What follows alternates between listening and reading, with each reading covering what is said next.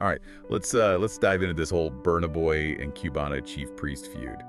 I think it's gotten pretty messy. Yeah, it's gotten really big. It's a lot more than just your average little, celeb Twitter beef. Yeah, celebrity feuds, we see them all the time. This one feels different. I think so too. I think there's a lot more going on here. It feels like every time we, look into it, there's another layer. Like we're peeling back a really juicy onion. And it's fascinating how this actually gives us like a window into the music industry. And not just Afrobeats, but the music industry in general. Okay. The pressures, the competition, and I think especially the relationship between money and art.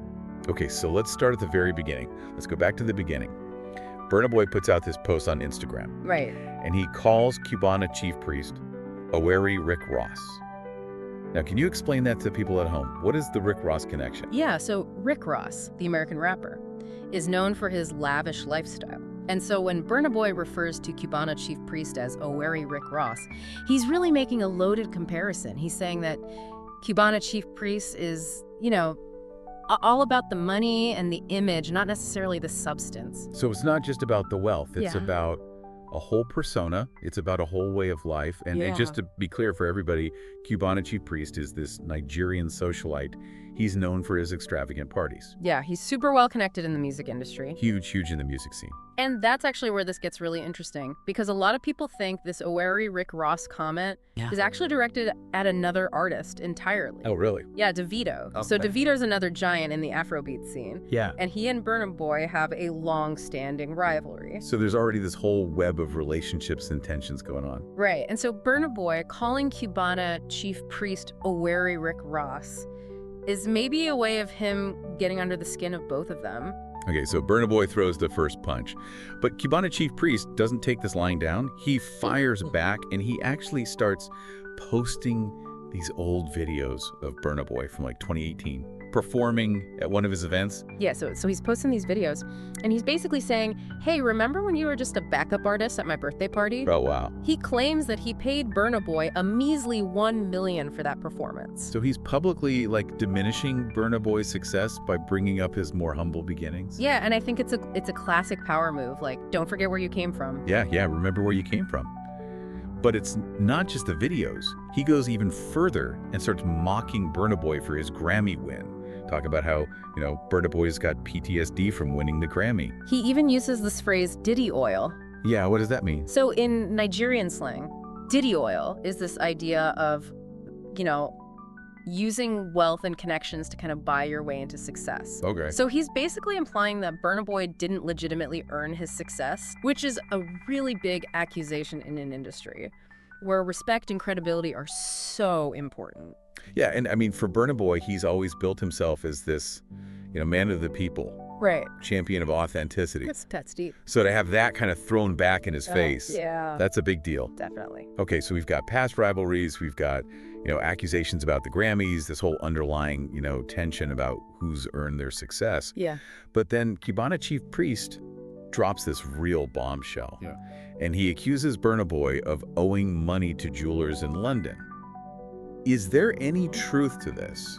Or is this just another tactic to, discredit Burna Boy? So this is where it gets really murky, Okay. because Burna Boy denies it completely. He says he always pays up front, sometimes in cash. Okay. And he even challenges Cubana chief priest to prove it. Oh, wow. It's that classic put up or shut up. And of course, this is all happening online. So you've got fans taking sides, the media is going crazy, everybody's weighing in.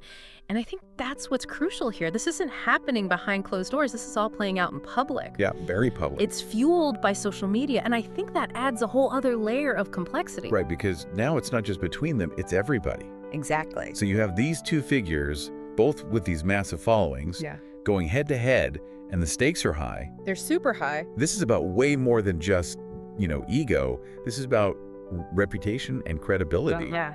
And their place in the music industry. Exactly. And that's why this feud is so fascinating, because it really is a reflection of the bigger forces at play in the music world, where image and authenticity are constantly kind of clashing. Yeah. And the lines between performance and reality get really, really blurry. Okay, so with all that said, how does this public feud impact the actual music? What does it mean for us, the listener? I think to answer those questions, we need to dig a little bit deeper into the themes of authenticity and success.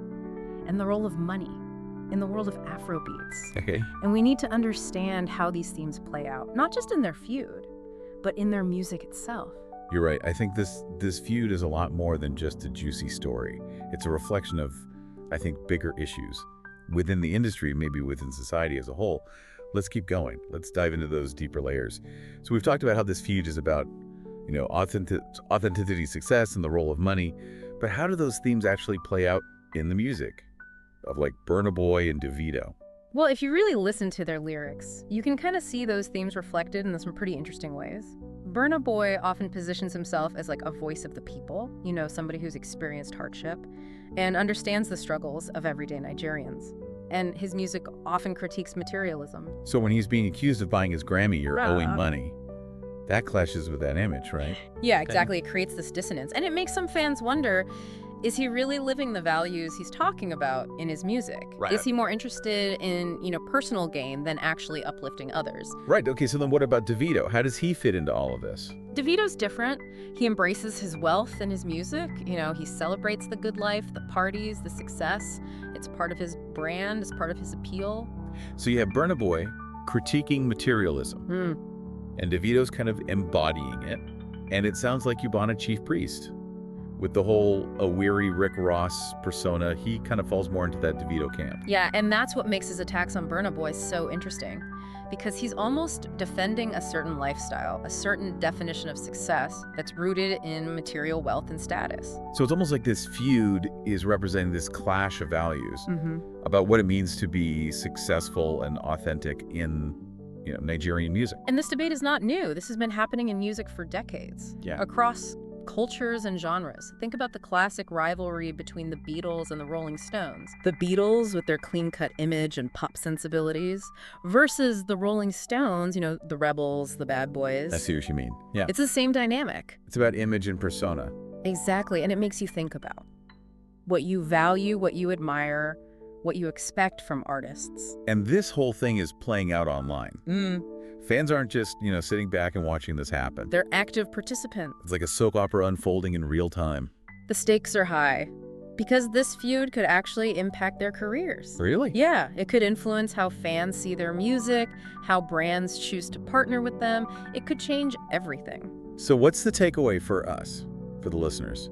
How do we make sense of all of this? Well, first of all, I think it's important to remember that we're only getting a glimpse of what's really going on. Oh, for sure. What we see on social media is just the tip of the iceberg. So we shouldn't take everything we see at face value.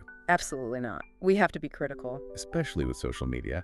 We need to think about, why are they saying this? What's the context? Is there more to the story? That's a good reminder. It's easy to get caught up in the drama. Yeah. And to kind of jump to conclusions. But I think the most important takeaway here is that this feud with all the drama and personal attacks is really a reflection of something much deeper. Okay. It's a reflection of the challenges and contradictions that artists face when they're dealing with fame and fortune. So they're human too.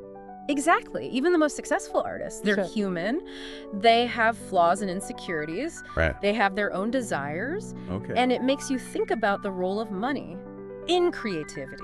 Can you be a true artist and also be incredibly wealthy? Right. Can you critique materialism while simultaneously benefiting from it? Yeah, that's a tough one. Those are questions that artists have been struggling with for a long time. For centuries. And they're questions that we as listeners and as fans need to think about as well. Okay. What do we value in the artists that we listen to? Yeah. What do we expect from them? How do we balance their personal lives with their art?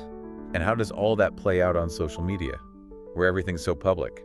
These are complex questions. Yeah. But I think the more we engage with them, the more we think critically about, what we're seeing and hearing, the more informed we become. This whole feud has given me a lot to think about.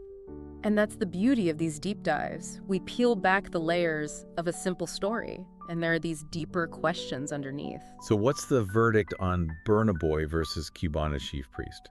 There's no easy answer. Right. This is just one chapter in a much bigger story. Right. A story about ambition and authenticity and the relationship between art and money. And that story is still being written. We've uncovered a lot here.